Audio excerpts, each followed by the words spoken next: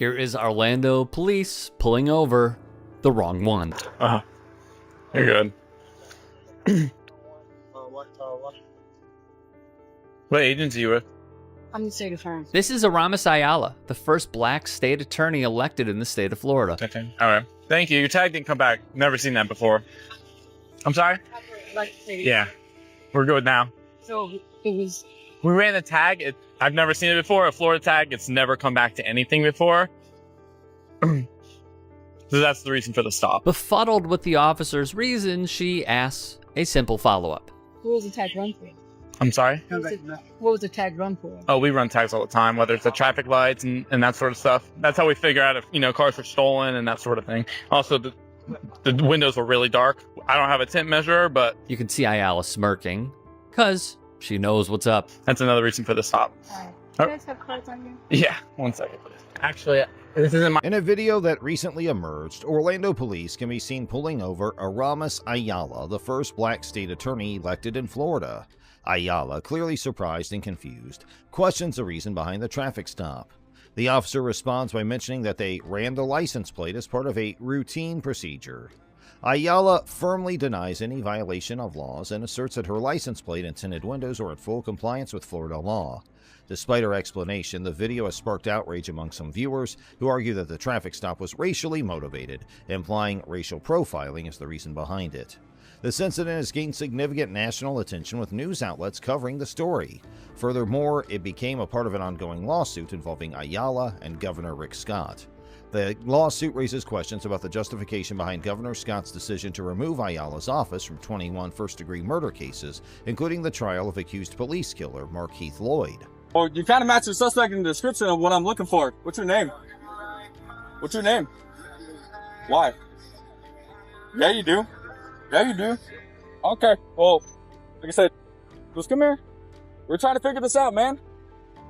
Working out? Serious? Do what? I'm working out. I'm doing a run. I just got a call for a family violence. Dude. What's your name, dude? I'm not giving you my name. I'm just here working out. Okay, if that's all it is, I Then just let need me to get your go. name. That's not, I need to know your I'm not name. giving you my name. I don't have to give you my name. The San Antonio Police Department pulled this on an innocent man. Okay, why are you acting like this, man? Because I'm working out and you're bothering me. I'm being bothered on a Because fucking you normal match the run. description of I don't somebody that care just what trucked your description. girl. I don't care what description. I just want to do my damn run. All I need to know is your name. Hey, damn, dude. What can you do a damn run? All I need to know is any kind of information you got. I don't have any information to give to you. I'm What's on your the name? run. What's your name then? You're not getting that information. Okay, well then you're gonna be detained right now, okay? Okay, for what? For being a suspect of family violence until I figure out who you are.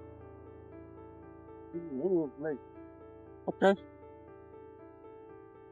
I'm gonna put you in the back of my car, okay? Since you wanna act like No, that. I'm gonna be right here. No, you're not. You're going to the back of my I car want to until I sit get right this here. I figured out. didn't do anything. I want to sit right there in the grass. You're gonna go in the car. In another incident, a man is seen being detained by San Antonio Police Department officers. The man questions why he's being detained, to which officers respond that he matches the description of a suspect involved in a family violence case. The man asserts his innocence and refuses to provide his identification, stating that he is working and being bothered unnecessarily. I'm doing All I wrong. needed to know was your name. So, That was did it. I break a rule? Any kind of ID or anything on you. Don't touch me, bro. No, sit to a search. I'm not searching you. I'm just You're fixing touching you. me. No, Okay. you're not fixing me. You're touching my shorts and going to my... Why are you acting like this, man? All Why I do need you to know think? is your name. Why do you think? Because I just got a family violence call and my Okay. victim said that you matched the suspect. You're not under arrest. You're just being detained right now. All I need to know is your info, and that was it. We'll get you out of here. But if you want to play like this, it's just going to be a long run, man. So, where do you live at? No. Not going to answer me. Why?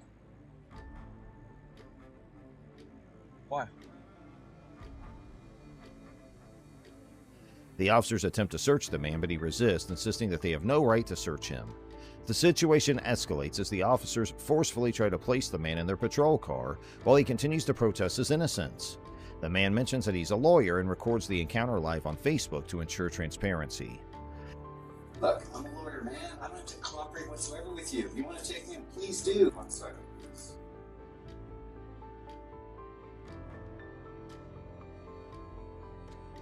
Alright, so we are recording this live. I don't trust the cops whatsoever. Sorry, that's just my opinion. I'm not going to Provide you any information, sir. Okay. Ma'am, what's your name? Do not cooperate. I'm a lawyer. And I understand you have video of what happened earlier, sir? Yep, posted live on Facebook for everybody. What's the Facebook account it's posted on? I'm not providing you any information. And your birthday, ma'am? Do I have to give you? You do not. Okay. You want your card back, ma'am? No. Okay. All right. You guys have a good day, okay? The person who was a witness came to the station and told them he didn't like what he saw and uploaded it online afterwards. The officers came back for his name and birthday, but he refused to give it to them. The man records the encounter live on Facebook and expresses his distrust of police. The conversation ends with the officers returning the man's identification card and allowing him to leave, while he asserts his rights and states that he does not trust the police. Now let's move to another video. Turn around, put your hands behind your back, now! Okay. Now! Okay, it's behind my back, sir. In a recent incident in Pittsburgh, a police officer named Paul Abel found himself in a humiliating situation that was captured on camera. You didn't listen!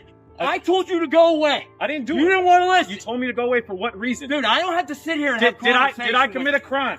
Did I tell you to give me your ID? Ma'am, I'm on. Bystanders who witnessed the incident began to question Officer Abel's actions and demanded an explanation as to why he was making an arrest without any apparent justification. Hey. Why is he under arrest? Dude, I'm hacked. Can you I please know tell me? this kid since he was Can 3 you years please old. tell me? Okay? Can you please tell me what I'm under Dude, arrest would for? you sit down? Okay. Get down on the ground! Can you please tell me what I'm under arrest for, sir? Failure to disperse! Dispersed for what reason? Failure to disperse. During the incident, Officer Abel was accused of using a taser on an individual and conducting an illegal search of a bystander's bag. 3806, Abel, please walk away. 3806. Give me space. Please No, keep I don't want to recording. walk Please away. keep recording. Sure. Walk We back got in. it. We know his sister, his I don't father. care. He's Sir, I a don't member of care. his community. He works at the Sir, JC. What's This- the problem is? This is out of And hand. decided to be disrespectful to me. He's allowed to do That's, that. yeah, he's allowed It doesn't to. matter. Stop for a Yeah. moment. No. Okay. it You're doesn't being matter, man. absolutely out of hand. I'm not allowed to tell you what he did. detain You him want for to know being what he did? disrespectful. Then walk Yeah. away. If you don't want to know what he did, then walk Please, sir, I away. want to know what he Go did. ahead. What did he do? Are you going to interrupt me again? Here's what you said he did. I told He him to said- walk away. He kept blocking the entrance. I said it That's not 3 times. Okay. Wouldn't move. Is it a public thoroughfare? Is Sure. it private property? Right now it is. These actions raise concerns about police brutality and the disregard for the experiences of minorities, as the incident occurred in the context of ongoing discussions about the mistreatment of marginalized communities by law enforcement. What further amplifies these concerns is Officer Abel's history of controversial incidents. In one instance, he mistakenly assaulted an innocent person after pursuing someone he believed had assaulted him in a bar. The individual was ultimately found to be the wrong person, but Officer Abel faced no legal consequences for his actions. The city, however, did pay a civil settlement of around $45,000. In a recent incident, You shouldn't engage them no information. That's illegal. This illegal search. Did somebody else stop you today? Don't worry. No, he ain't gotta answer no questions. He ain't gotta answer no questions. Just so you know, I got a body cam. It don't matter. It ain't on though right now. You didn't press the button. I know law, bro. If you ain't committing no crime, you ain't got no business right here asking no question, interrogating them. This is a legal detain. What crime was committed? Who would they say was watching? Who they said that did it? Who are you looking for? What's the person's name? What's the description of the person, officer? What's your badge number? What's your badge number? Rosenbaum 161. 161? Okay. I'll be calling your office. They know who I am, Toy Battle. You got suspicion? I'm not stopping. You got suspicion? Well, you ain't supposed to ask that, though, because you're running them right now in leads. You're free to go right now. Yeah, you is free to go. He is free to go. He always free to go. And don't ask nobody else on how with their name without them committing crimes. That is illegal. Y'all time is almost up. All right? Don't ask nobody their name and their ID. That's illegal. Everybody good out here? Yeah, everybody always good out here.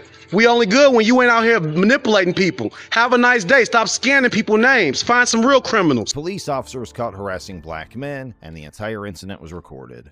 The person who recorded the incident demonstrated a deep understanding of their rights and courageously questioned the officer's actions. The video serves as a stark reminder of the pervasive issue of racial injustice and police brutality that occurs on a daily basis. The incident also draws attention to Colin Kaepernick, a prominent figure who protested against racial injustice by taking a knee during the national anthem. Kaepernick's activism led to the establishment of the Know Your Rights campaign, which aimed to educate and empower individuals, particularly youth, on interacting with law enforcement and understanding their rights. Other instances of racial profiling and injustices faced by black individuals. One such case is Michael Bennett, a professional football player who was wrongly accused of injuring a paraplegic woman during the Super Bowl. Despite new video evidence clearing his name, Bennett's case exemplifies the challenges faced by black individuals in the face of racial profiling. There are so many issues that are unaddressed. On the evening of September 21st, 2019, law enforcement authorities swiftly reacted to a distressing domestic violence call that had emanated from an apartment in Austin, Texas. Deputy Pereira, a dedicated officer serving with the Williamson County Sheriff's Office, promptly arrived at the location. The door he knocked on belonged to the residence of Skylar Leo, a young 20-year-old woman who cohabited with her boyfriend Eric Ramirez. The call, urgently placed by a concerned neighbor, compelled the officers to investigate the situation without delay. Ms. Leo informed Deputy Pereira that Mr. Ramirez had left the apartment and didn't know his whereabouts. She also expressed her unwillingness to press charges of domestic assault. Look up for me. What's on your neck? What happened? Nothing happened. So I have witnesses saying something happened. So are you trying to protect him? No, I just really don't like dealing with y'all. I really don't want to deal with y'all. I really don't. Okay. So... I don't need to talk to you. I really don't. Do you have your ID on you or anything? No, I don't. So what's your last name? Domestic violence laws vary across states, including how abuse is defined, the charges against abusers, and mandatory reporting requirements. In Texas, officers have discretion in making arrests for domestic violence incidents. Despite Ms. Leo's reluctance to press charges, law enforcement and prosecutors can pursue criminal actions based on their investigation and evidence. Texas law emphasizes the protection of domestic violence victims, regardless of their cooperation. So, were y'all... I'm trying to figure out why your friends called the cops. What friend? Or your witnesses, whoever was over here that called us. So what? We got into an argument. Okay. That's it. Okay. It was nothing physical? Nothing physical. Where are the marks on your neck from? We got into my necklace right here. No, this right here. What is that from? Does it really matter? Yes. I'm gonna make sure you're okay. I'm fine, ma'am. So I'm fine. Like literally, I'm fine. Okay.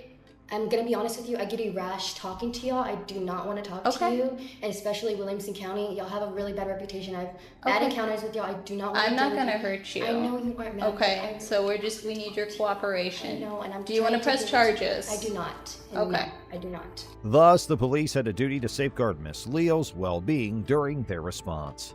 Deputy Lorenzo Hernandez, previously featured on a reality show, encountered a situation where he tried to enter Miss Leo's apartment. Although Miss Leo protested, the Fourth Amendment allows officers to enter a citizen's home without a warrant under certain circumstances, such as protecting individuals from immediate harm, like in cases of domestic violence.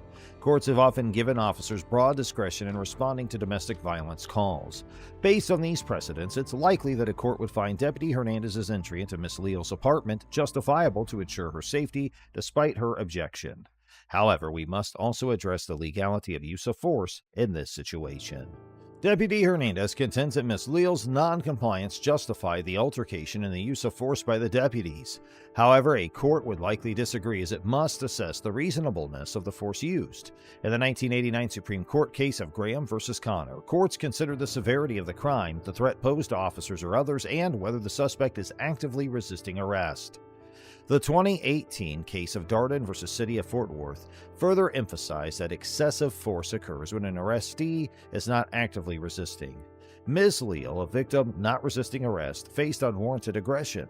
A court would undoubtedly find Deputy Hernandez's actions excessive. Sheriff Robert Shodey initiated an internal investigation after an altercation, leading to Deputy Hernandez's one-day suspension.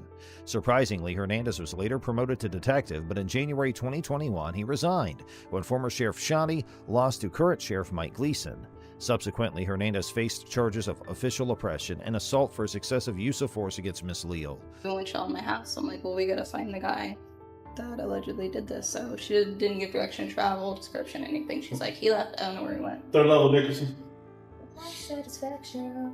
So we need to see if this guy's inside your apartment. Who else is in here?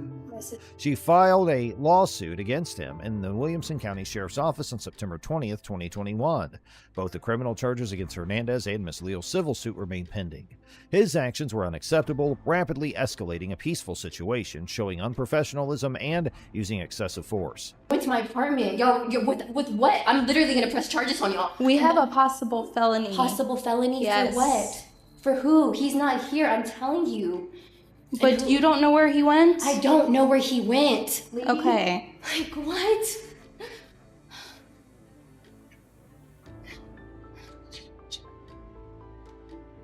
Yeah, so you You can understand why you're in handcuffs right now? So what happened? We were trying to talk, right? That's all we were trying to do? Okay, so I'm gonna take Is there these a light in handcuffs here? off you. How do you turn the light Are on? we gonna be cool if we take these handcuffs off? The light's not on. It's not on. It's All right, ma'am. So I wasn't here with information to relate to you. When we come to stuff like this, we're going to check for safety reasons, okay? We're gonna make sure he's not here and you're not hiding him. We understand you don't want to cooperate. We can't force you to do that. We get that. We understand that. But you don't do what you just did. Not when we show up for something like this. We don't get your cooperation. That is what happens. Yes. Okay? The deputy's authority to enter Miss Leal's apartment for the domestic disturbance is still debated. Here's our next story of a cop getting fired. On June 26, 2020, a 73-year-old woman named Karen Garner, who suffered from dementia and sensory aphasia, which impaired her ability to communicate and understand, attempted to leave a Walmart in Loveland, California, carrying unpaid items worth $13.88. Store employees stopped her for leaving, and Miss Garner tried to offer her a credit card to pay for the items, but they refused and took the items back. Eventually, she left the store. Subsequently, a Walmart employee reported the incident to the Loveland Police Department, and Officer Austin Hopp responded to the call. He located Miss Garner as she was walking home on the side of the road and pulled up behind her with his lights on. When she didn't stop, he parked his vehicle and approached her. After failing to effectively communicate with Miss Garner, Officer Hopp grabs her and throws her to the ground in an attempt to restrain her. Ma'am, police, stop. You want to stop with lights on, siren? Stop. You just left Walmart. Do you need to be arrested right now? No. Okay. Let's stop. Miss Garner, visibly confused, repeatedly tells Officer Hopp that she's going home, as the two engage in a brief scuffle. Eventually, Officer Hopp's able to place Miss Garner into handcuffs and lead her back to his patrol car. Shortly after Officer Hopp gained control of Miss Garner, Daria Jalali arrived on the scene. The two officers, Hopp and Jalali, once again forced Miss Garner to the ground. Officer Jalali assisted Officer Hopp in restraining Miss Garner's feet and placing her in the patrol vehicle. A concerned citizen confronted Officer Hopp about his conduct. Officer Hopp defended himself, claiming he had the authority to use force, but the citizen believed it violated department policy, Colorado law, and the U.S. Constitution. I'm not going anymore. Why are you fighting with me? And why are you trying to slip the cuffs off? I'm going home.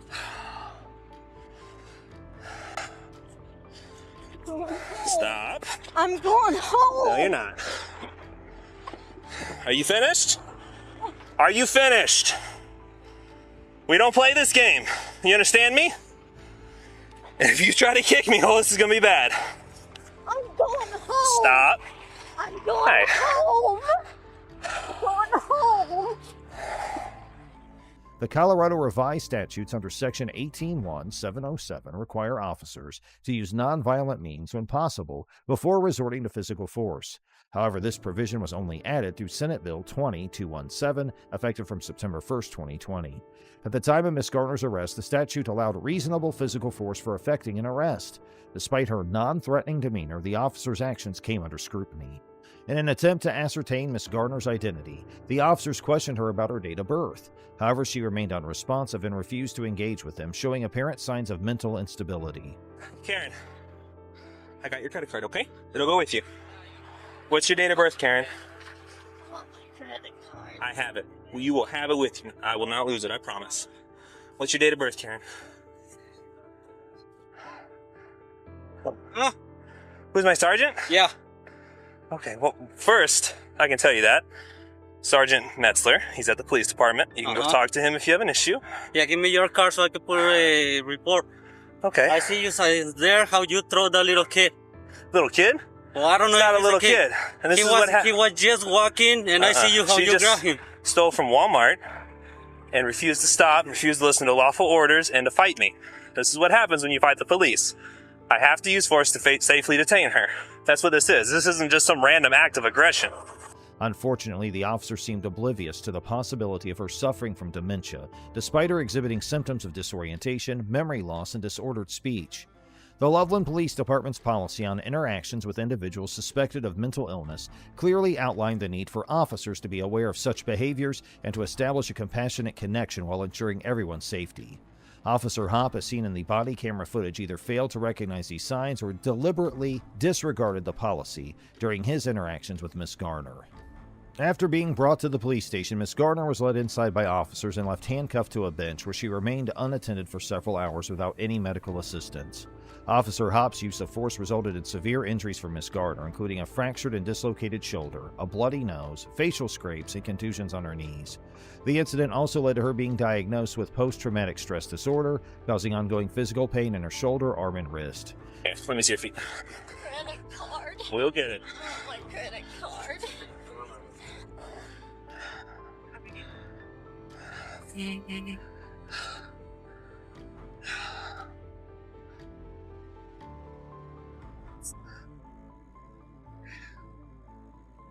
Karen, I got your credit card, okay? It'll go with you.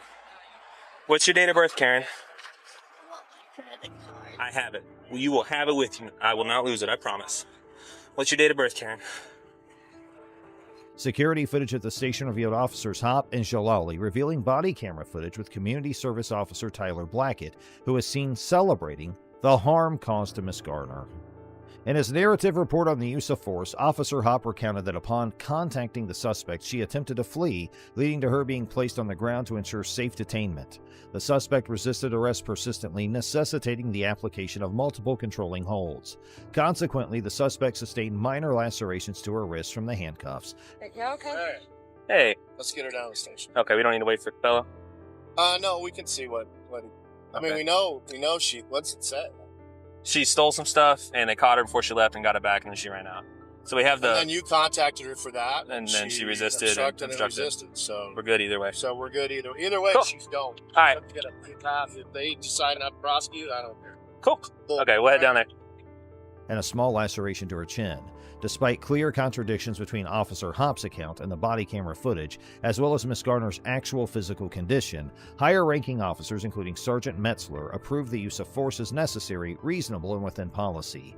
However, the situation took a significant turn when Miss Garner filed a federal lawsuit against the city of Loveland, Officers Hopp and Jalali, and Sergeant Metzler. The case gained national attention when Miss Garner's attorney, Sarah Shilka, publicly released the body camera footage on April 14, 2021. In response to public outrage, Officer Hopp was placed on administrative leave, while Officer Jalali and Sergeant Metzler were reassigned to administrative duties pending an internal investigation. Subsequently, all three officers, along with Officer Blackett, chose to resign from their positions. Now, here's our next story of a cop violating the rules. On January 12, 2023, Officer Jack Lowry of the Bloomington Police Department initiated a traffic stop on Ricky Pouncil, a local resident, as he was driving through the city of Bloomington, Minnesota, on his way back from the gym. The ensuing interaction between them was recorded on Officer Lowry's body camera.